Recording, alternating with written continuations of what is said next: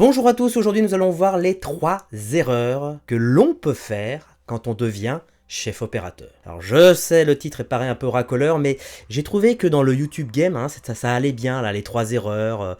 Donc je vous ai posé la question en sondage de ce que vous aviez envie comme type de 3 erreurs, et majoritairement c'était pour devenir chef opérateur. Alors on va regarder ça ensemble.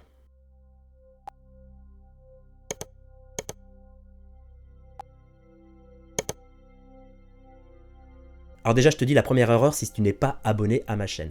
Alors je t'invite immédiatement, si ce n'est pas fait, tout de suite, de cliquer sur le bouton rouge qui se trouve juste en bas de la vidéo, là, et de mettre la petite cloche afin de ne rien louper dans ces superbes vidéos extraordinaires que tu ne trouves nulle part, ni chez Emmanuel Pampuri.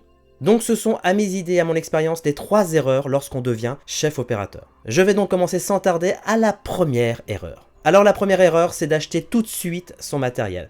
Alors si je vous dis ça, je suis assez mal placé, étant propriétaire de plusieurs matériels caméra, mais en fait ce qui me gêne dans la phrase, c'est tout de suite. Voilà, je pense qu'il faut prendre son temps avant d'acheter du matériel. Prendre son temps, ça veut dire tester le matériel, voir si réellement le matériel qu'on utilise est en adéquation avec les projets que l'on fait. Que ce soit pour de l'instit, pour du clip, pour de la pub, pour de la fiction, bref, quel que soit le domaine que vous faites, vous pouvez le faire avec n'importe quelle caméra. Ça peut aller du GH5 jusqu'à l'Alexa, il n'y a aucun souci. Après, je ne dis pas qu'il y a du matériel pour du corporate, du matériel pour de la fiction. C'est pas du tout ça, ça ne correspond pas du tout à ce genre de critères, mais plutôt à des critères de budget. Si vous avez un client qui n'a pas forcément un grand budget, ça sert à rien de lui proposer de la RED ou de l'Alexa. Si vous avez un client assez exigeant et qui a les moyens de payer, et bien dans ce cas-là, peut-être vaudrait mieux passer sur du matériel un peu plus perfectionné, sur de la RED ou de l'Alexa. Mais attention, ce genre de caméra nécessite forcément un peu d'assistanat autour de soi.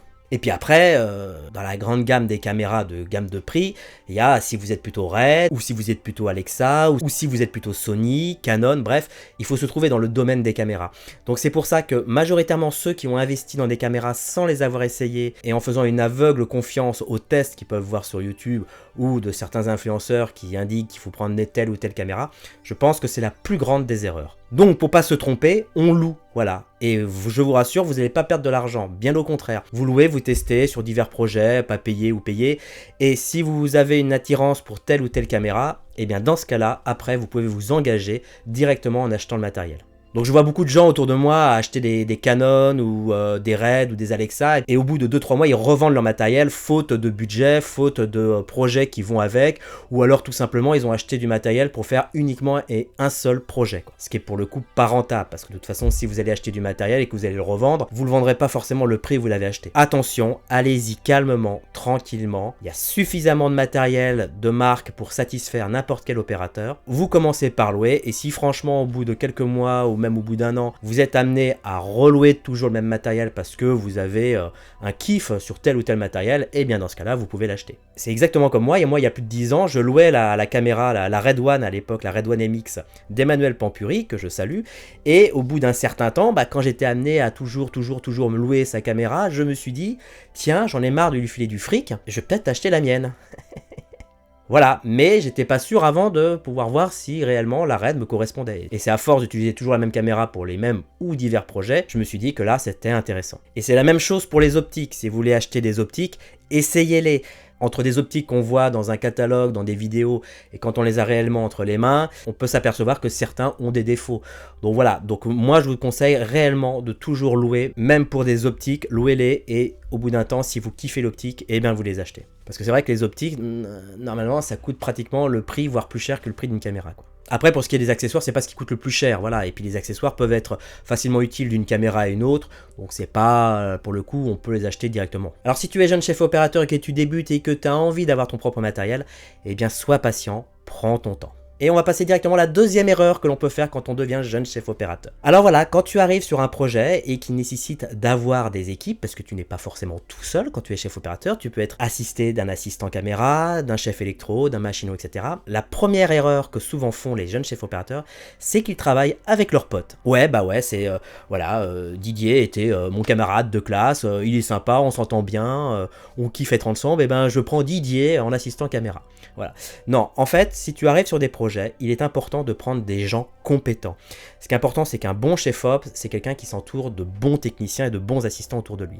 Donc si tu t'entends bien avec Didier, certes, Pourquoi pas? Prends quelqu'un qui sait manier la caméra, qui sait faire du point et qui va pas te mettre en erreur sur un projet important. Et surtout, il faut penser qu'on est responsable des gens qu'on emmène avec soi. Car quand on arrive sur un projet, c'est le chef opérateur qui propose une liste avec les numéros de téléphone des techniciens, donc électro, machinaux, assistants caméra avec qui il veut tourner. Donc voilà, c'est lui le chef opérateur qui est responsable des gens et des personnes qui l'entourent, qui vont venir compléter l'équipe de tournage. Ce qui est important, c'est la priorité au savoir-faire plutôt qu'à l'affectif. Alors je dis pas que l'un ne va pas avec l'autre, hein. Bien souvent ce qui se passe, c'est que quand on travaille toujours avec les mêmes personnes, évidemment il y a de l'affectif qui se produit. Mais quand on est jeune chef opérateur, on n'a pas forcément d'abord une grande équipe autour de soi, et on a une tendance pour se rassurer de venir avec ses amis. C'est exactement comme moi en 2002. En 2002, j'ai fait ma première pub, hein. D'ailleurs j'avais fait une vidéo là-dessus sur ma première pub télé que j'ai fait en 2002, soit 2 ans à la sortie de mon BTS. Autant dire que j'étais un réel jeune chef opérateur. Et bien sur cette pub, j'ai pas pris mes potes, j'ai pris les meilleurs chefs électro, le meilleur assistant caméra, voilà, la meilleure équipe avec moi. Et pour le coup, je ne le regrette pas parce que ça m'a vraiment aidé, surtout quand on débute. Enfin, la troisième et la dernière erreur, et Dieu sait s'il y en a encore qui peuvent arriver, c'est de mal estimer le budget d'un projet qu'on vous confie. Ça peut être du clip, de la pub, de la fiction, de la web-série, du long métrage. Tous les projets n'ont pas forcément le même budget. Et ça, c'est important pour un chef opérateur de savoir où on met les pieds. Si on va avoir une grosse équipe, une petite équipe, sur le type de caméra et le type de matériel qu'on va utiliser. C'est important qu'en fonction du budget, et parfois c'est compliqué de pouvoir estimer un budget sur un projet, mais ça permet de savoir directement là où on va sans faire des allers-retours auprès de la prod en vous disant c'est trop cher, c'est pas assez cher, c'est trop cher, etc. On ne joue pas à plus et moins avec la production. Ce qui est important, c'est d'essayer d'à peu près de connaître le budget humain, c'est savoir combien vous allez partir. Si tu vas partir avec un chef électro, avec un chef machinot, avec 2, 3, 4 électros, avec 1 ou 2 assistants caméra. En fonction de ça, tu vas pouvoir estimer en gros avec quel genre de matériel tu vas pouvoir partir. Par exemple, si tu pars avec un seul électro et que tu as environ 1000 € de lumière en une journée et que tu vas faire 3 ou 4 décors dans la journée, crois-moi que ton électro après va vraiment t'en vouloir, quoi.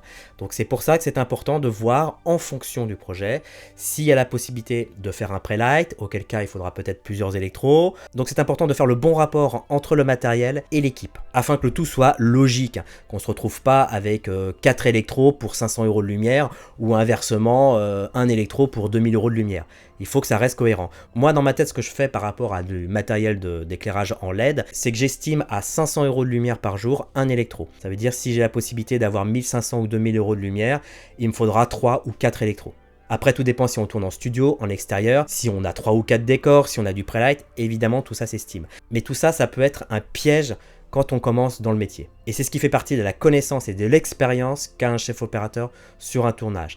Mais ça, malheureusement, il est très difficile de vous l'apprendre à l'école. Donc c'est pour ça que c'est important que généralement quand on est chef op, on est assistant caméra ou on est électro, ça permet un peu de voir comment, sans en prendre la responsabilité, voir comment tout ça se coordonne sur un plateau de tournage. Bien évidemment après on apprend de ses erreurs sur les tournages se sont faits pour ça.